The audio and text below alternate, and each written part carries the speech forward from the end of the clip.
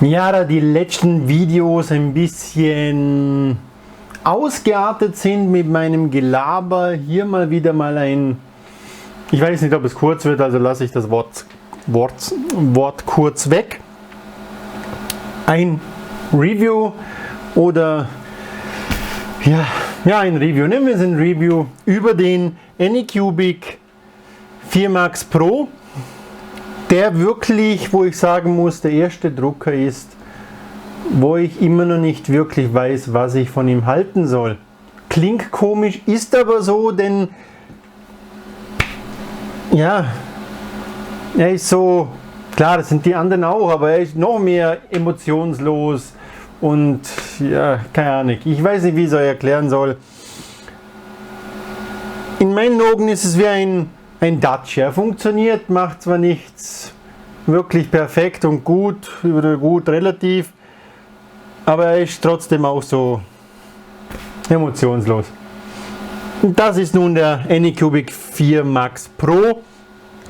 Jeder weiß, wer meinen Kanal länger schon verfolgt, ich habe den auch schon länger. Ich habe gewisses gedruckt, ich bin mit der Qualität nicht unbedingt zufrieden. Das war der erste Druck. Ihr kennt die beknackten Kackheulen, was immer auf der SD-Karte sind. Das war mein erster Druck mit dem Drucker hier. Ihr seht, die Eule ist nicht unbedingt wirklich schön. Und das mit der originalen Datei. Dann versuchte ich gewisses anderes zu drucken. Wie auch so kleine Testdrucke. Es ist wirklich, nichts ist wirklich gut oder ja gut ja, aber nicht perfekt irgendwie. Dann habe ich hier, das hat er noch recht gut gemacht, ABS gedruckt, aber ihr seht, oben ist es verschmolzen. Und ich sage euch jetzt auch warum. Jeder, der vorhat, sich den hier zu kaufen oder den kauft oder hat, ihr habt original, ich weiß jetzt ehrlich gesagt nicht wirklich, welches die Originale gerade ist. Ich glaube, das war die hier. Ihr habt ja original hier die Bauteilekühlung. Das ist hier da die Bauteilekühlung, wo von oben herab, wie schon die Bezeichnung sagt, das Bauteil kühlt. Ich habe dann ja versucht, hier das ABS zu drucken. Und dann müsst ihr halt, wie ihr wisst, um die 100 Grad Pi mal Daumen das Heizbett aufheizen. Und das ABS musste ich glaube auf 230 oder knapp 235, irgendwie so Düsentemperatur, wenn nicht 240, aufheizen. Dann ist es passiert, dass immer der erste Layer, also man sieht es auch nicht gut, ihr seht ja, hier oben ist die Düse, dann ist das Bett auch hier oben und hier könnt ihr ihn nicht durchsehen. Habe ich nur gesehen, dass er irgendwie den ersten Layer irgendwie komplett versaut hat immer. Und dann wieder neu gestartet, bis ich drauf gekommen bin, dass das Ding hier schmelzt. Also sprich, es wird weich, wenn hier so hohe Temperatur von unten und von oben ist, wird es weich und fängt an sich zu biegen und schabt nachher die erste Layer, schiebt er einfach weg. Finde ich, darf nicht passieren, finde ich, das hat mich schon negativ irgendwie beeinflusst zu meiner Sicht des Druckers. Dann habe ich es gedruckt mit PC und hier kommt jetzt der große Vorteil, finde ich, bei diesem kompakten Gehäuse. Ja, er hat Vorteile. Bei diesem kompakten Gehäuse, wo geschlossen ist, oder fast geschlossen, hier habt ihr die Öffnung für den Bodenzug, beziehungsweise für den Boden, er hat ja einen Direktextruder. PC gedruckt, ohne Probleme, ohne Warping oder so, wirklich gut. Also, ihr seht, das Polycarbonat hier hat er wirklich noch schön gedruckt. Das hat er können. Das hat jetzt wirklich gut gemacht.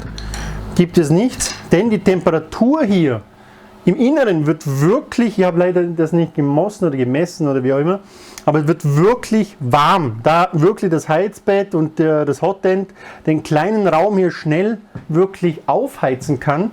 Habt ihr nicht so Probleme mit diesem hier und dem Warping.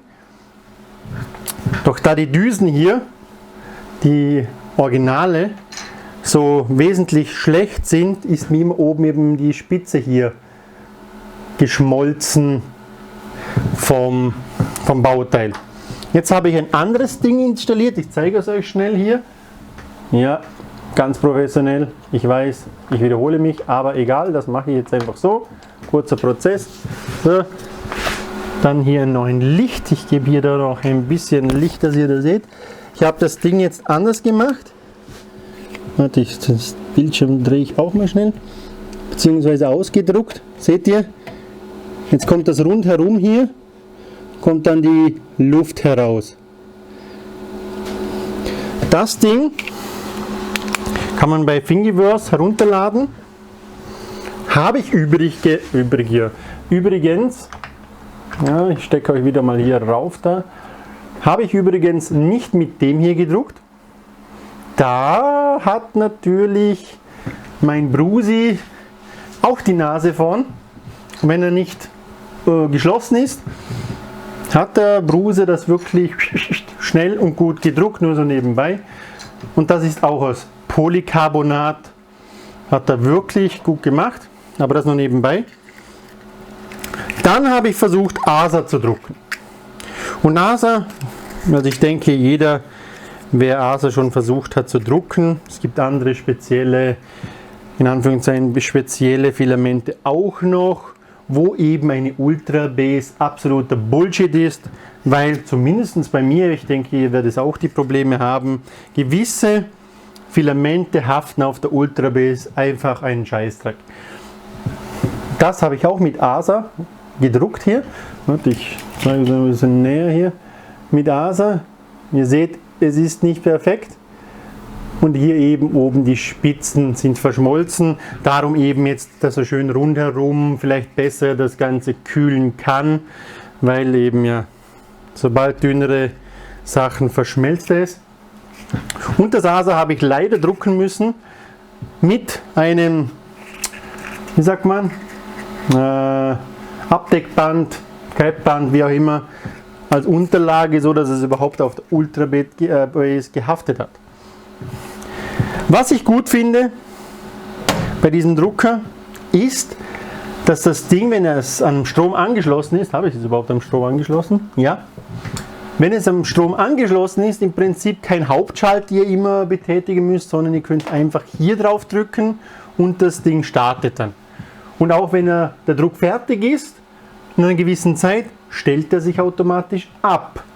Großer Vorteil finde ich, kann von mir jeder Drucker haben, die automatische Abschaltung. Genau, was ich noch gemacht habe, hier natürlich, wie ich bei fast allen Druckern mache, Isolierung beim Heizbett, nur dass ihr es wisst. Was ich auch gut finde, das haben sie, glaube ich, zumindest ist mir das so bekannt, nur bei diesen Privat-Home-Druckern vom Formbot, sprich Vividino, hier die Bürste, wo danach die Nozzle vor dem Beginn reinigt, so dass ihr nicht irgendwelche, ja, wie soll ich sagen, Filamentreste mitzieht etc. Geht ihr hier auf die Messingbürste zuerst rauf, um es abzuwischen. Auch eine gute Sache. Was mir nicht gefällt, ist die Lautstärke. Ich weiß nicht, ob ihr es hört. Es ist alles, ich gehe mal näher hier. Es ist eben alles ein wenig laut. Ich habe noch nicht geschaut und ich weiß auch nicht, ob ich mir das antue, bei diesem Drucker eventuell die Treiber zu wechseln. Sollte eigentlich gehen, was ich meine, hatte das ganz normale Board wie die anderen drinnen. Das, wie heißt das?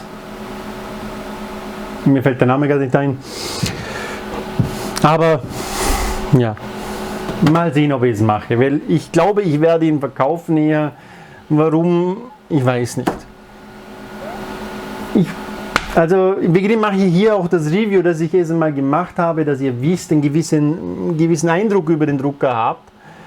Das Menü ist ja zwar gut und alles, aber ich bin halt jetzt einfach, ich werde nicht warm mit dem Drucker. Hier könnt ihr das Licht ein- und ausschalten, das Licht ist auch cool und so, macht Sinn.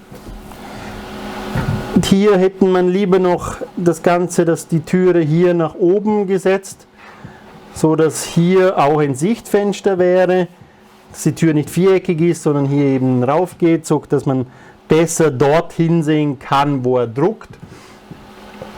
Das Menü ist okay gemacht, sollte circa das gleiche Menü sein, das sage ich jetzt mal, aber ich glaube, es ist das gleiche Menü, was ich so gesehen habe, wie nun beim neuen Mega X. Ja, was soll ich sagen? Ich will euch nicht hier da lange herum eiern mit dem Drucker hier. Ich bin jetzt nicht so der Fan von diesem Drucker. Das Menü funktioniert recht gut, aber eben es ist alles wirklich laut. Es ist wirklich, also ja, jeden das seine. Mich nervt es einfach, wenn so gewisse Dinge so laut sind, denn es geht einfacher auch. Sprachen könnt ihr Ching Chang Chong und Englisch umstellen, sonst natürlich wieder nichts. Deutsch wäre wirklich mal langsam eine gute Sache. Bla bla bla bla bla. Was ist das? Keine Ahnung. So. So, keine Ahnung. Ihr seht, ihr könnt nicht wirklich viel machen. Mir gefällt auch, ihr merkt, mir fällt hier auch nicht viel ein, überhaupt zu sagen bei diesem Drucker. Vorteile sind ein kleiner geschlossener Bauraum, ist wirklich ein kleiner Cube so zu sagen, der Cube. Für Filamente, wo temperaturbeständig bzw. hohe Temperatur brauchen, um zu drucken oder ja. Soll ich jetzt einen Cut machen oder soll ich weiterreden? Ich rede weiter und berichte mich selber. Für Filamente, wo zum Warping eignen, Haare im Himmel, eignen.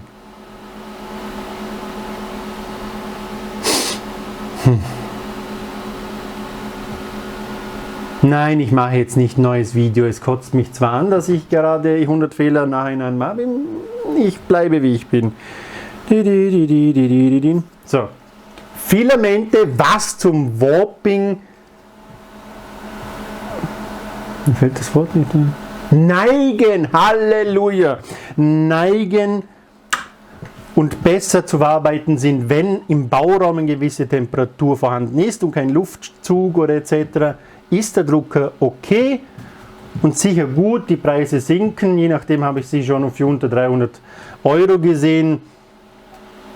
Finde ich es nicht teuer, Druckergebnisse sind nicht perfekt, aber wenn man jetzt Funktionsteile baut mit ABS, ASA und Co., klar, bei ASA und gewissen anderen Filamenten muss man eben entweder eine andere Unterlage sich besorgen oder diesen Bereich mit einem Tape abkleben, aber ansonsten, er ist nicht schlecht. Aber ich werde nicht warm mit ihm. Das sollte ein kurzes Review sein. Ich weiß, es ist beschissen und beknackt sicher und es hilft keinem von euch. Aber ich wollte es trotzdem machen. Ich finde mich nicht verpflichtet, aber es gehört sich, zum euch meine Meinung hier sagen. Aber ihr merkt, ja, mir fällt dazu nicht viel ein. Entweder Fuchs noch Vogel. Er macht seine Arbeit nicht wirklich perfekt. Er macht auch den allgemeinen Eindruck, es ist einfach irgendwie so, ja. Kaufempfehlung kann ich hier nicht wirklich geben, weil dann tut ihr euch lieber mehr gefallen, kauft einen i3 Mega oder sonstiger Druck und macht eine Umhausung herum. Denke, habt ihr mehr oder eine bessere Wahl getroffen und mehr Freude als mit diesem, ehrlich gesagt. Weil, ja, ich kann mit dem nichts anfangen. Ich sage nicht, er ist schlecht, aber er ist auch nicht wirklich gut. Er ist etwas, aber keiner weiß was. Das soll das kurze Review gewesen sein von dem Drucker.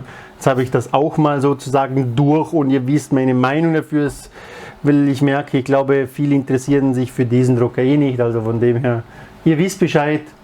Ich hoffe, es hat das trotzdem geholfen. Und jetzt noch kurz was anderes oder ein anderes Thema noch schnell. Ich habe mir noch was gekauft. Das werde ich in den nächsten Videos zeigen, um so gedruckte Teile im Allgemeinen zu bearbeiten. Fand ich wirklich gut und ich denke, es sollte eigentlich das übernächste Video dann sein wieder. Und vielleicht schaffe ich es auch irgendwann einmal zum Friseur und so und dass ich nicht so asozial aussehe, aber ja, man weiß ja nie. Also bis bald und danke trotzdem fürs Zuschauen und ich hoffe, es ist nicht allzu schlimm gewesen. Hoffe ich. Ja.